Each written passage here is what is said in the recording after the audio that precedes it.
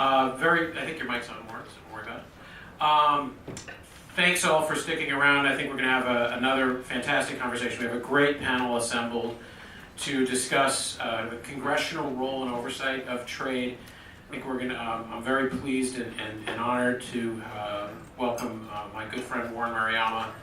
Has come back to WITA, has been with us for several events over the years. Really glad to have you here, and thank you for moderating this discussion. Stacy, Ettinger, Vanessa, Robert, thank you so much for joining us today. Really thankful for your being here for this panel.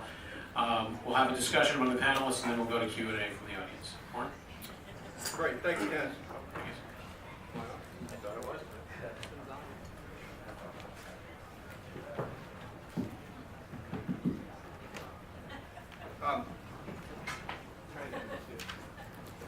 Sounded like it was on. Hello? Yeah, you just got to talk a little closer. When I was driving in this morning, I was thinking about my daughter and how she liked Harry Potter books. And my wife and I took turns reading to her, so it's sort of fragmentary. But the thing I really stuck out for me was Lord Voldemort and his occasional emergence from the darkness to torment Harry and the other wizards. And what we have now is Section 232, which has emerged from a very dark obscurity to terrorize importers of steel and aluminum and potentially cars, titanium, and uranium. So there's been a big debate over whether this is a good thing or a bad thing. It's certainly good for trade lawyers, trade economists, and trade journalists. But there's been a lot of dissenting voices over whether it ought to go back to wherever it came from. And we have a really stellar panel here to sort of kick this around and try and shed some light on it. Starting on the far right, Robert DeFrancesco, who along with Secretary Ross, President Trump, is one of the fathers of the reemergence of Section 232. He's a partner at Wiley Rein. He's an adjunct professor at George Mason, a BA from University of Georgia, and his JD from AU. Next is Vanessa Sciarra, Vice President of the National Foreign Trade Council.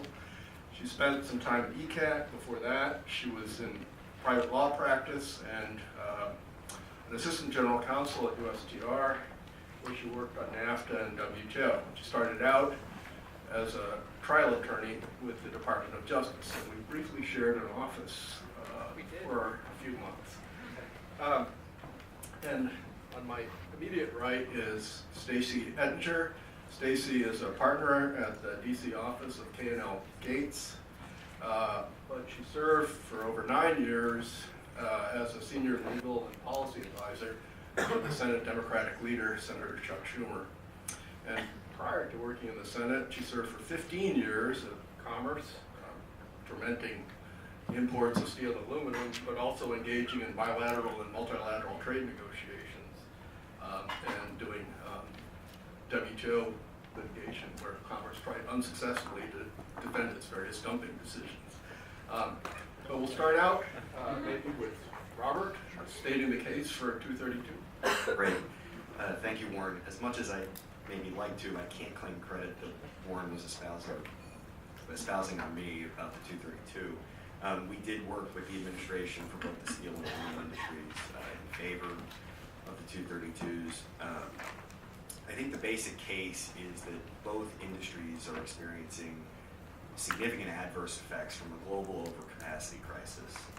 And that global overcapacity crisis, while China is a part of that, it's not the exclusive contributor to the excess capacity crisis. Both allies and non-allies alike are contributing to the problem, and that the imports from wherever they may be as they come into the U.S. are reflecting and transmitting those adverse effects through their pricing. And so a global solution vis-a-vis tariffs or some other mechanism to address those adverse effects are really necessary. And in fact, since the tariffs have been in place in both the steel and aluminum industries, we have seen the positive effects of that both in the steel and aluminum industries. And I know in the aluminum industry, by the end of this quarter, U.S. primary aluminum production will have increased 67% from its all-time low in 2017 and 16. and the same is true in the steel industry. You're seeing significant investments, starts, reopenings of mills that frankly wouldn't have been possible but for the 232 relief, which is really designed to offset the worst of these adverse excess capacity effects that's being transmitted through the imports regardless of source. Next up is Vanessa. So on March 23rd was a big anniversary, 1 year of tariffs, and so at most anniversaries we look back, or many anniversaries look back and say, you know, what do we have to look at? So I have my little binder with me, because you come to a trade war with binder. And the binder is full of studies, not government studies, by the way, private sector produced studies, many by major economists that say, for the most part, bottom line, tariffs on steel and aluminum have been a huge drag on the economy for the people who use steel and aluminum or who buy products that are made of steel and aluminum. I know the administration's argument, I can hear it right now, these are small numbers, right? The pennies on a can phenomenon writ large, when you look at GDP numbers and you look at these numbers, we're talking about deep, significant problems in specific sectors because we're talking about sectors that are users of these metals. But when you look at the impact on those sectors and you look at the impact on consumers sort of generally and you look at the numbers, the reality is that we pay dearly for increasing number of jobs in steel and aluminum sectors. And we pay dearly for the ability of those industries to enjoy the protected status that they've enjoyed. That is essentially what tariffs do. When you raise tariffs at border, you provide protection to the domestic producers of that product. In this case, I don't think people really argue that that hasn't happened. So, you know, we look at the 1 year anniversary, we have data, and the data is telling us that a decision has been made. A decision has been made in favor of certain sectors of the economy. It has extracted there's been a cost of that decision, and there have been taxes paid by American consumers, American businesses, and there have been benefits paid to steel and aluminum companies in the form of profits. And I think we have to ask ourselves at the 1 year benchmark we have broad data we can look at, we have to ask ourselves, is this the right policy? And the particular problem that Section 232 creates, in my mind, and the mind of the companies I represent, is that this policy is made by one person. Essentially, this is completely in the discretion of the president, because the statutory framework that we're dealing with has given so much discretion to the president that basically this particular tool can be used almost in an unfettered manner. And if you want to see a good description of how that is articulated by a court, you should look at the opinion that was released a few days ago by the Court of International Trade, where I think the 3-judge panel does a very good job explaining their concerns about the way that Congress has delegated this authority. They did rule in favor of the Justice Department and against the plaintiffs, but if there's an opinion written that damns with faint praise, this would be the opinion. So if you haven't read that, I would urge you to read it. I think it sets out very clearly what the statutory problems are, and I think that is really what's underlining the efforts that Senator Toomey and Senator Grassley are undertaking on the statutory reform, which is what I think needs to be done, and we can get into that later. Good morning, everybody. In some ways, I think this sort of covers the range of issues that we're going to talk about this morning. I mean, the 232 statute is basically a blunt instrument. And if you think about, at the time, the president chose to use that tool in the toolbox, as we say, I'm not sure that there was necessarily widespread support by the industries that were certainly seeking some relief from unfairly priced imports, an overcapacity issue that was depressing prices worldwide. But the use of the 232 statute has perhaps gone further and beyond, I think, what maybe the industry's expected or perhaps wanted. I mean, again, we've talked a little bit this morning about the overcapacity issue, and that's an issue that's been a problem for decades and has not been effectively addressed on a global basis. There have been many initiatives. We had meetings already this week, again, through the auspices of the OECD, and again, to try and reach a multilateral solution, which I think ultimately would be best for these sectors. But it hasn't been effective, and industry was frustrated. There were valid concerns, but we are now in a bit of a mess where it results in some ways picking winners and losers, where there's extensive collateral damage. And I think we're going to talk further about the prospects for legislation where Congress does sort of claw back some of the authority it's ceded to the executive. I think that's long overdue, I would say, and I do think that there should be some optimism that at least we'll make some progress on clawing back congressional authority. So this morning we heard Senator Toomey make a very articulate case for 232 reform. Just from having been up on Capitol Hill with USTR during the drafting of several trade bills, one of the assumptions behind a lot of these laws is, the executive branch would be a bunch of free trade weenies and would not do anything under most of them. But now we've had the Trump administration. And so there's this question of whether Congress has given away too much of its authority. So I'd ask the panel, does Section 232 need to be fixed? Does it give the president too much power? And what about this idea of rebalancing, which may be attractive now, but Congress has a mixed record on trade, and they're the ones that gave us Smoot-Hawley and log rolling and at least contributed to the Great Depression. I think it just, we haven't had a president who has sort of dusted off some old laws that certainly are on the books and decided to use them. Again, they are very much blunt instruments, and I do think that there is some momentum in Congress to move forward on clawing back some congressional authority, and the question is going to be, what's that going to look like? It's sort of, to me, it's the sort of, Chairman Grassley is sort of working on a bipartisan basis to try and craft compromise legislation that's going to touch on what I call the 5 W's, which is, who, what, when, where, and why. So who's going to do the investigation? There seems to be some consensus that should reside with DOD. The what, we're talking the difference between congressional sort of affirmative approval for presidential action or a disapproval resolution. There are other trade proposals out there to try and address this issue that focus on reining in unilateral action. So would this legislation just address the 232 statute? Would it be broader and perhaps address some other legislation that provides for unilateral action? The when, will presidential action be time bound? If you're going to impose quotas or tariffs, will there be a 4-year limit on those? Could there be an extension? Would an extension require sort of congressional approval or be subject to a disapproval motion? Will it be retroactive? That was, again, mentioned this morning. If it were retroactive, what's the sort of transition sort of mechanism for that? Will there be refunds of previously paid duties, liquidated or just unliquidated? Who's going to do the exclusion process? Would that stay at Commerce? Would that move to the ITC?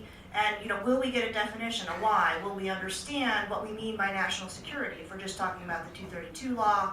And what other types of congressional oversight will there be?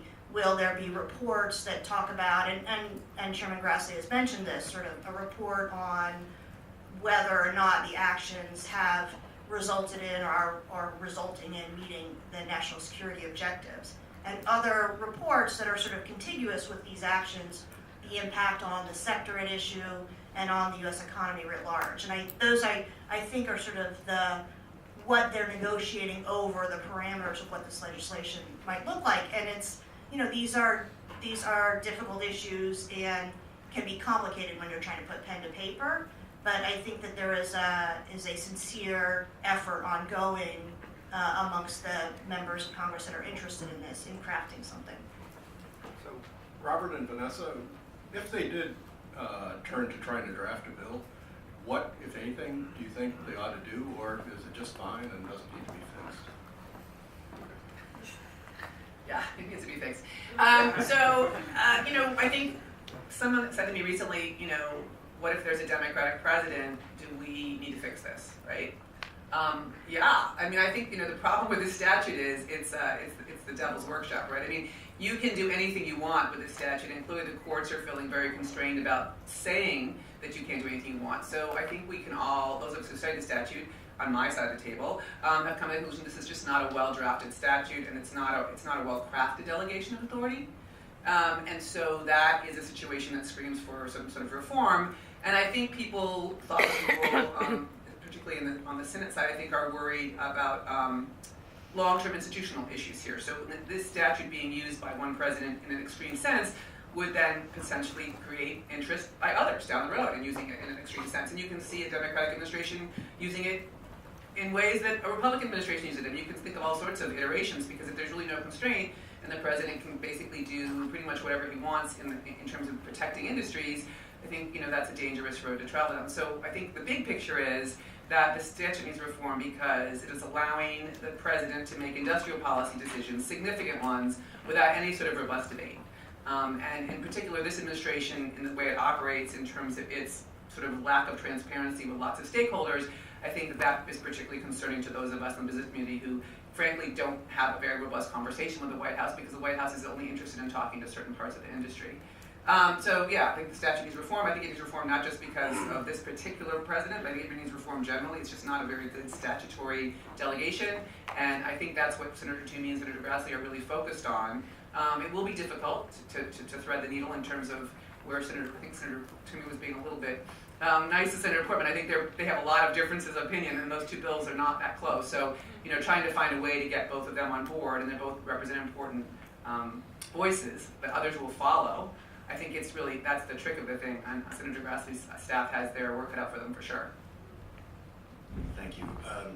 Obviously, just because the law hasn't been used frequently, we don't think that takes away from the effectiveness or the appropriateness of using the statute. In fact, as Senator Toomey mentioned, the last president to use it was Ronald Reagan in 1983 against tool steel and cutting tools. So it has its place, and we think it should stay that way. As far as the different proposals that are out there, I'd like to point out that Senator Toomey's bill, and he said this, is an approval resolution. That is very, very unusual. The typical procedure is a disapproval resolution, which actually exists in the current law as it relates to petroleum products. Even the Russian sanctions is a disapproval resolution. Converting this to an approval resolution effectively kills the statute, and you'll never use it again. If that's the goal, then that may be the goal. Also, transferring the analysis from Commerce to the Department of Defense, I'd like to point out that, especially when we're talking about steel and aluminum, the Department of Defense is the customer. And as we hear, customers don't like to pay fairly traded prices for their products. So you're sort of giving the analysis over to the fox in the hen house, we would posit. It is appropriate for Commerce to do the analysis, and as the law requires now, Commerce then consults with DOD, and DOD informs the results. So I think those two are key elements in whatever proposal we see that we think need to remain in the law. So one of the important but subtle changes in the way the administration handled the steel and aluminum investigations was that under past administrations, what they've looked at in assessing whether there's a threat to national security is whether we were in a situation where we were dependent for adequate supplies of critical materials from an unreliable or adversarial supplier. And the administration sort of switched away from that toward a look at whether we have adequate capacity, and the capacity, a healthy industry far and above what would be needed for defense. So Robert and Vanessa, did they abuse their discretion in steel and aluminum? So it kind of gets to the heart of the matter, right? Was this really about national security, or was it about protecting industries and creating leverage? And I know we all understand that the president tweets a lot, and there's a fair point to be made that we should possibly discount some of what he says. But I mean, on Friday, he basically admitted to a Fox reporter that the auto tariffs are not about national security; they're about leverage. This is an administration that believes that you build leverage, and you build leverage to negotiate, and they feel, and they've said this on the record, that their leverage against Canada and Mexico on the steel and aluminum tariffs was helpful in getting Mexico and Canada to agree on November 30th to sign the deal, even though they then didn't follow through on their promise to then remove the tariffs. They've obviously made a point, the president has certainly made a point repeatedly that he believes that tariffs on autos will help him negotiate with the Europeans because he's very frustrated with the Europeans.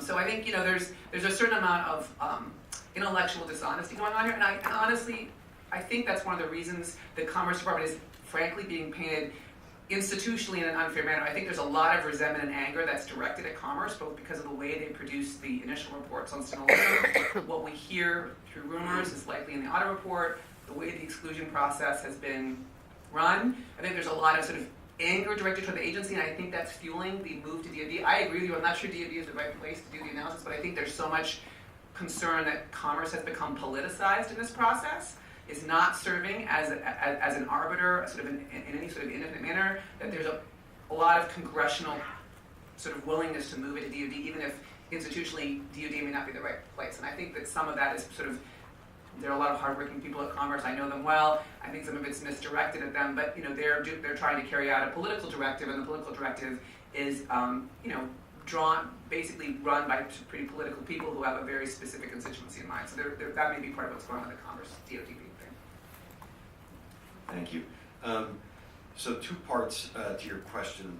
I think first, the statute itself only talks about imports. It doesn't talk about supply chains. Now that's previously, it may have been considered in other 232s, but critically here with respect to steel and aluminum, and especially when we're talking about our allies or non-allies and what should we be doing, again, the statute only doesn't distinguish, it only talks about imports. And here, especially when we're talking about aluminum, we have a globally traded commodity product that is suffering from massive amounts of excess capacity, contributed by both allies and non-allies alike, and that the imports reflect that globally traded commodity price. It doesn't matter where the imports come from. The statute doesn't attribute sort of mens rea to the imports. It's just a matter of, are the imports causing harm? Is it a threat to national security such that we're on the verge of weakening an industry to the point where we won't be able to service national security? If the answer to that question is yes, and we think it is, then it allows the president to take action. And the same is true in steel. Even though steel is not a globally traded commodity product, it is suffering from a massive excess capacity crisis, and those imports are reflecting the price. And I'd just like to read here from the statute itself. The president shall further recognize the close relationship of the economic welfare of the nation to our national security, and shall take into consideration the impact of foreign competition on economic welfare of individual domestic industries. So the statute recognizes that the president can take into account the effect imports have on the overall welfare of those industries and the welfare of the nation, and the importance of having viable industries. And when we're talking about a steel and aluminum industry with high fixed costs, you need large amounts of capacity utilization to be able to cover those fixed costs. So it is important to be able to maintain those industries. You need to look at things like capacity utilization like the industry did. So, Stacy, we really can't let you off the hook. So what are the chances of a bill actually becoming law? I mean, there's been a lot of buzz in the Senate, bipartisan, although mostly Republicans. The House, and particularly the House Democratic leadership, I would say, maybe I missed it in the Inside U.S. Trade, the other trade journals, has been pretty conspicuously silent about this thing. So does this thing basically, like a lot of bills, create a lot of activity for a while, keep lobbyists busy, and then basically disappear? Or does it something actually happen? Well, I know many of you will be surprised at my cautiously optimistic answer on this, because that's not my normal way I look at things these days. But I mean, certainly the members that are working on compromise legislation are very sincere that this is something that they want to address. And I do expect that they will craft an excellent compromise piece of legislation that will sort of check all the boxes on what they intend to do. I also expect that they will do so with significant support from other Finance Committee members. And so I do think that the legislation will move through the committee without issue. And the issue then does become, will it go to the floor in some fashion, whether it's an amendment on a must-pass bill, I doubt it would go to the floor directly as a standalone. It would eat up an enormous amount of time, and certainly be subject to, lots of amendments. And that really boils down to Senator McConnell, to Leader McConnell, and his sort of, weighing the, if there's a sufficient sort of consensus in the Republican caucus that they really want to move this forward versus basically, poking the president in the eye on this. And that's a tough call. And I think if we look at the track record of Leader McConnell, he's clearly tread very cautiously on poking the president in the eye on something like this. So I think it's really going to have to be, they're going to count the votes. I mean, I think they're really going to look at whether they have a veto-proof majority to move this thing, or veto, enough support for this for him to take that step. And it'll be interesting to see. I think they could get there. But I'd say, maybe a 50-50 chance that we end up in that kind of stasis where there is significant support, not enough to override a veto, and then he sort of weighs as we head into, as we get closer to an election cycle, he weighs that decision very carefully. So then, for you and also for the other members of the panel, what's the center of gravity? I mean, is there the appetite, do you think, for broader reform, or do you think that this boils down to something narrower, like the product exclusion process, which seems to have generated a lot of unhappiness in a lot of members, in a lot of states, and in a lot of districts, and something gets fixed